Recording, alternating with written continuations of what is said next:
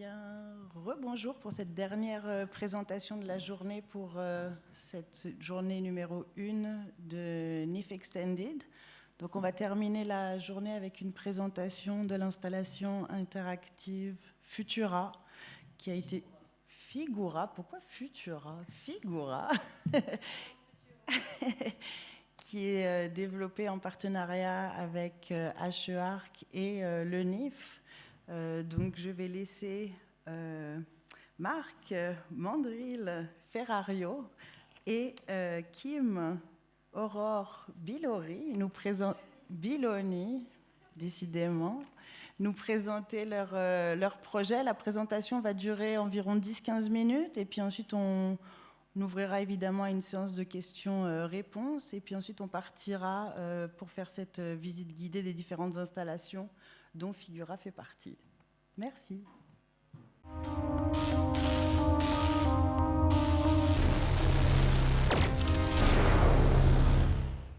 Bonjour à tous. Alors déjà, passer après Greg, pour nous, c'est assez hardcore, parce que tu as quand même 50 personnes qui sont les plus pointues dans le milieu. Il appelait la réalité mixte. Hein.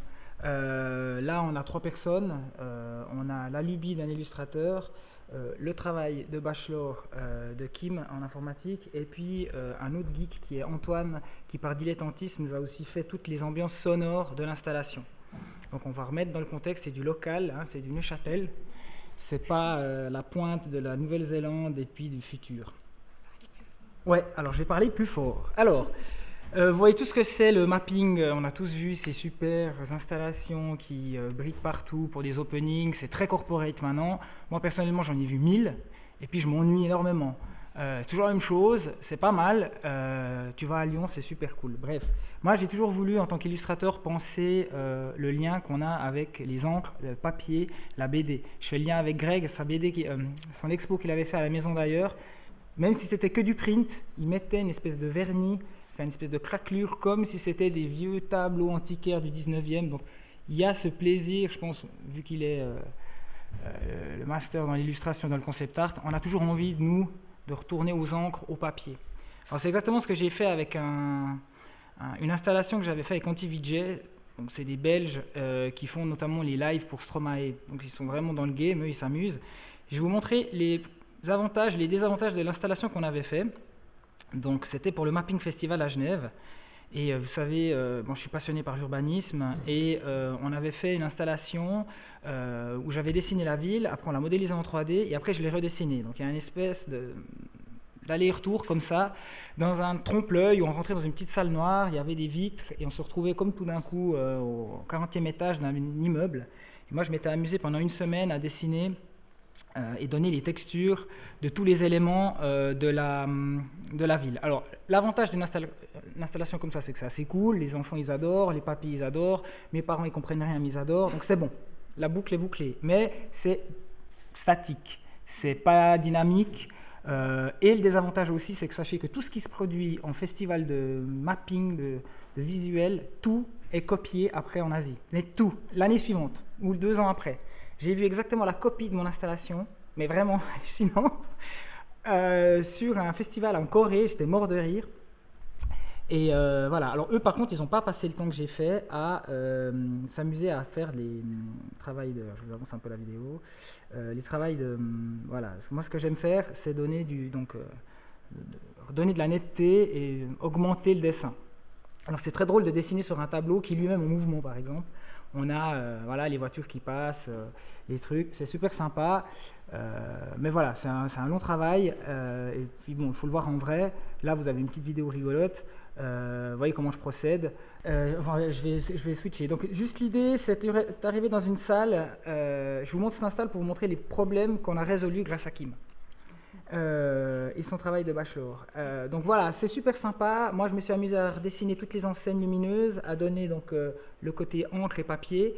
Mais le gros problème d'une installation comme ça, c'est que c'est contemplatif.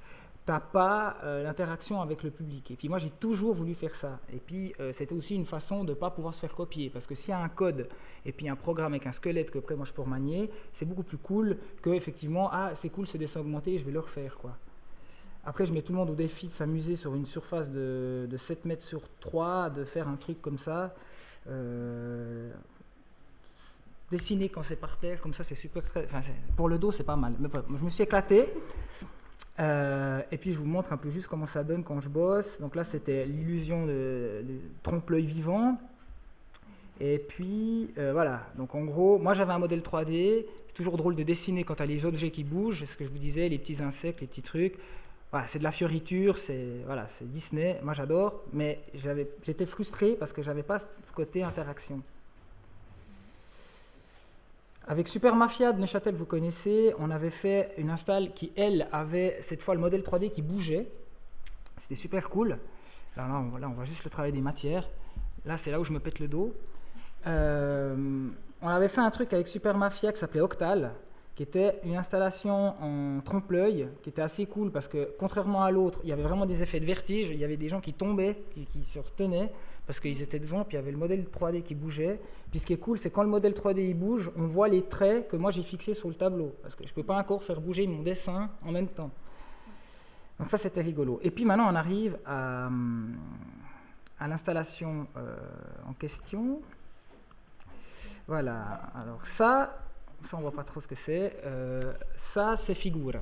Donc Figura, c'est l'histoire de faire des masques, de travailler sur le cinéma, un gros lien avec le NIF. Et puis, donc, c'est trouver des modèles 3D que je vais augmenter. Donc là, on a dans le rendu filaire. Moi, je m'amuse avec mes Posca. Et puis, je suis à même le panneau. J'ai pas mis de papier. C'est sur un panneau peint. Et puis, je m'amuse à redonner de la texture, de la matière à tous ces modèles 3D. Alors, petite histoire anthropologie rigolote.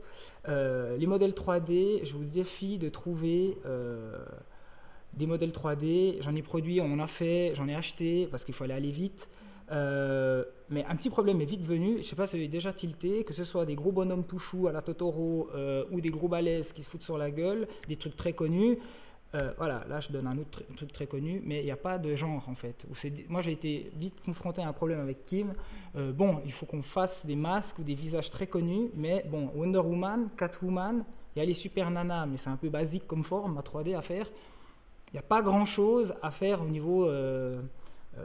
Enfin, on a trouvé des solutions. Il y a un lien avec Giger, donc j'ai forcément placé la reine d'Alien.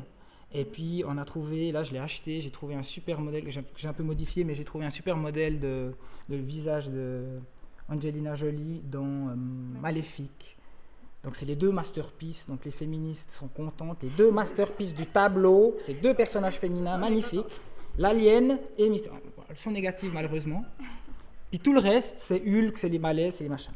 Ça, la petite coche, elle est faite.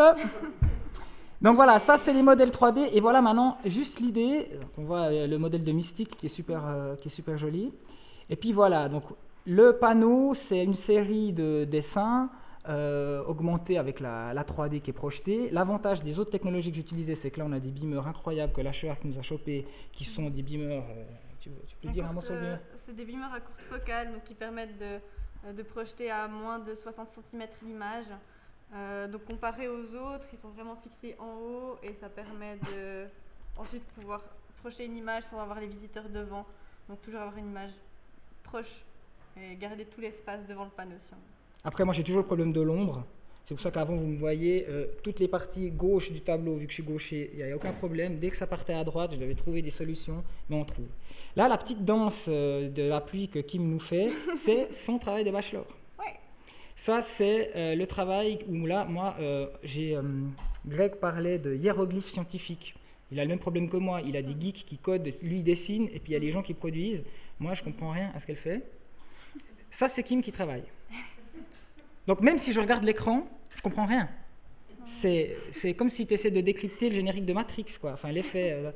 Mais en attendant, après, ce qui est génial, c'est de voir qu'est-ce que ça donne. Parce que moi, je lui dis, je veux un effet de lumière comme ça. J'aimerais un effet d'orbe. J'aimerais un effet d'éclair.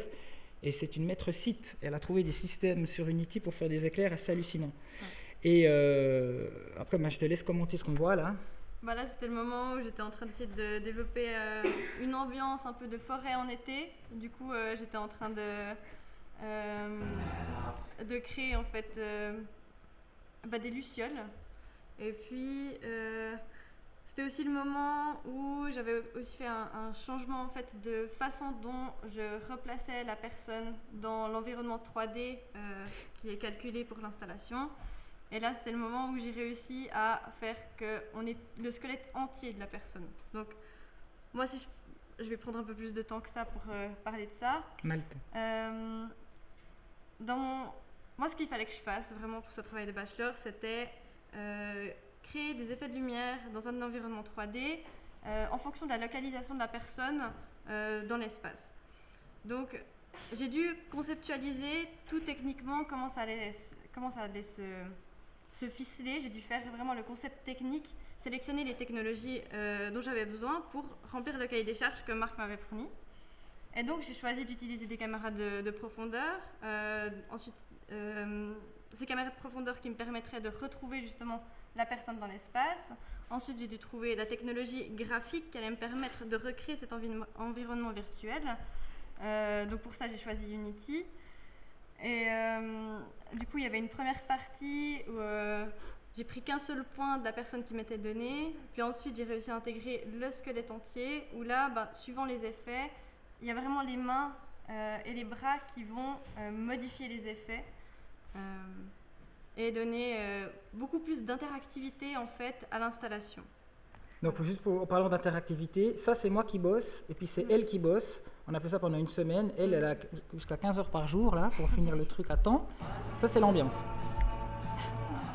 Je ne savais pas que je filmais. Je crois que tu découvres les images d'ailleurs en même temps. Elle chantonne aussi parfois. Et puis moi j'ai mon modèle à augmenter. Elle m'a fait plusieurs rendus. Bon, moi je les connais par cœur ces modèles. Et puis voilà, ça donne plus ou moins ça. Après, je me réjouis que vous puissiez aller au temple pour ceux qui ne l'ont pas vu. Donc, il y a plein d'effets qui sont faits. Il y a j'ai appelé ça l'effet Michael Jackson. Hein, c'est comme quand il marche sur les... J'ai d'ailleurs envoyé le clip sur YouTube. Je veux ça. Je veux que quand tu te balades devant, il y ait les masques qui s'allument et comme ça, on voit que le dessin. Et d'ailleurs, c'était super intéressant aussi d'avoir cette façon de travailler. Parce que lui, il me disait, voilà, je veux ça. Puis ensuite, moi, j'étais là, ok, donc là-dedans, il y a ça, techniquement, je sais comment est-ce que je peux le faire. Et du coup, il y avait toute une démarche où il fallait vraiment que je comprenne ses attentes pour lui fournir réellement ce qu'il attendait. Et donc, tout ce travail de décodage où, finalement, lui, il a un bagage artistique, moi, j'ai un bagage technique. Et on est totalement différents, en fait, au niveau de nos manières de travailler puis de penser. Et du coup, cet alliage-là, il était très intéressant puis très enrichissant aussi à mettre en place. Donc voilà, j'ai fini Donc on a fini, ne vous inquiétez pas. Hein. Mais je finis par cette image-là parce que je trouve très drôle. On a vu que le premier GIF date de 1852 ce matin avec ces stéréoscopes qui voulaient créer le mouvement, puis il fallait passer d'un œil à l'autre pour voir le mouvement. Donc les gars, ils avaient déjà pigé le potentiel, mais ils n'avaient pas l'outil technique. C'est la grande conclusion que nous a fait notre maître ce matin de conférence. Et là, j'ai juste trouvé assez drôle, c'est que il y a un effet. Alors, le premier effet qu'on voulait faire, c'était la torche, où on se balade, puis on éclaire, et c'est toi la source de lumière. Donc, tu as l'impression que c'est toi qui brille. C'est assez cool. Ça ne se rend pas vraiment compte à l'écran, mais quand vous êtes vraiment devant l'install avec ce dessin, c'est assez cool. Donc, vous voyez toutes les dérivées qu'on peut faire après pour les musées, pour l'Athénium, tu as une épave de bateau, puis c'est toi qui peux augmenter le dessin, hypertexte, information, date. Enfin, vous voyez les possibilités. Là, on a fait un délire pour le NIF, mais après, ce projet, il peut vraiment être décliné sur plein d'autres supports. Et puis, pourquoi cet orbe ? Parce que, je pense que vous le savez, il y a des découvertes récentes en anthropologie, en paléanthropologie, qui montrent que les grottes de Lascaux, enfin certaines grottes, pas forcément celles de Lascaux, mais d'autres grottes, forment des animaux avec plusieurs pattes. Et puis, on sait qu'en fait, ils faisaient certainement des effets de lumière, eux aussi, avec la technologie possible, pour faire des effets de mouvement. Et puis, je trouvais cool de faire, 40 000 ans après, un effet d'orbe et de lumière dans caverne. Et puis, on n'a pas pu placer, il y a un travail de son hyper drôle qu'Antoine nous a fait, qui est référencé avec toute la culture geek. Donc, on vous met au test de trouver tous les noms de toutes les bestioles qu'on a mis. Et puis après, les effets des sons qui correspondent à chaque masque. Chaque masque a un ou deux sons. Et c'est assez drôle de les entendre dans un contexte différent. Donc, merci Kim pour m'avoir supporté. Merci. Mais c'est très très bien allé. On ne s'est jamais engueulé. C'était incroyable. On s'est bien marré même. Hyper chou à travailler avec. Hein. Ouais. Non, c'est vrai. Hein. On lui avait tous dit, putain, tu vas bosser avec Mandrill. Et puis en fait, voilà. Non, c'est un amour. Non, mais dans mon boulot, ça, c'est le seul moment où j'arrête des fois à être gentil. Après, elle n'a pas merdé, c'était pour ça aussi. Attention. Voilà, en tout cas, je vous remercie de nous avoir écoutés, puis je me réjouis aussi d'avoir vos avis sur l'installation, si vous l'avez vue ou si vous allez la voir. Écrivez-nous, ça nous ferait super plaisir d'avoir votre feedback. Domo arigato.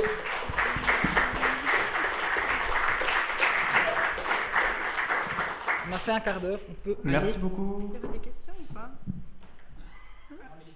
Alors ouais, on a peut-être une question ou deux. T'es pressé de partir? Bah, j'ai envie d'aller voir la visite guidée. Il y a des questions? Non? Oui? Ouais, Louis. rapidement, tu anticipes quand tu dessines sur l'écran, tu anticipes les effets de lumière qui vont interagir avec tes traits? Alors, c'est une très bonne question. Je m'amusais effectivement, même moi, à mettre dans l'installation, et puis de bouger, puis de voir quels étaient les traits que j'allais mettre pour pas tout anéantir. Parce qu'une fois que tu as du noir, tu n'as plus l'effet de la projection. Tu vois plus rien. Une fois que tu as le noir, d'ailleurs, tu verras dans le Masque de Vendetta, ou les yeux de Mario, là, que j'ai remplis en les grosses pupilles, tu n'as plus d'effet de 3D. C'est mort. C'est l'information. C'est l'inverse de quand tu grilles une photo ou tu la surexposes. Là, c'est de la non-exposition, si tu veux. Donc, je gère ça, puis après, je dois trouver le rendu pour si je donne une information, il y a forcément une source de lumière. Or, elle peut rentrer en contradiction si toi, tu es exactement à l'effet inverse. Donc, c'est moi qui dois trouver une façon que je mets, mais pas juste faire la outline à la RG où il n'y a pas d'ombre. On sait que la ligne claire dans la BD belge, il n'y a pas d'ombre. Tintin n'a pas d'ombre si vous regardez bien. Donc, moi, au contraire, le but, c'est de faire des ombres. Donc, j'ai dû aussi en implémenter un petit peu, tout en sachant que le programme, lui, allait balancer la sauce, quoi. Voilà. Merci. Merci à vous encore. Une autre question? On a moi, tenu 15 minutes. Ouais. Dis-moi. J'ai une petite question peut-être pour terminer. Est-ce que vous avez d'autres projets après ça? Est-ce que vous pensez faire autre chose, continuer à travailler ensemble là-dessus ou... Ouais, on aimerait bien pouvoir faire tourner l'installation, typiquement dans des musées ou même peut-être dans le cadre du NIF aussi. Parce que c'est un projet, il rend vraiment bien. Au niveau de l'interaction, c'est extrêmement intéressant. Ça donne un effet de volume 3D en alliant justement les ombrages du dessin et puis le calcul d'ombre en temps réel. Ça donne un très bel effet qui, à mon sens, vaut la peine d'être diffusé. Donc oui, on va essayer de le faire. Super, merci. Alors, nous allons aller doucement vers la visite guidée. On vous donne rendez-vous juste là dehors. Merci encore à Kim Belloni et Marc Mandril Ferrario. On peut les applaudir.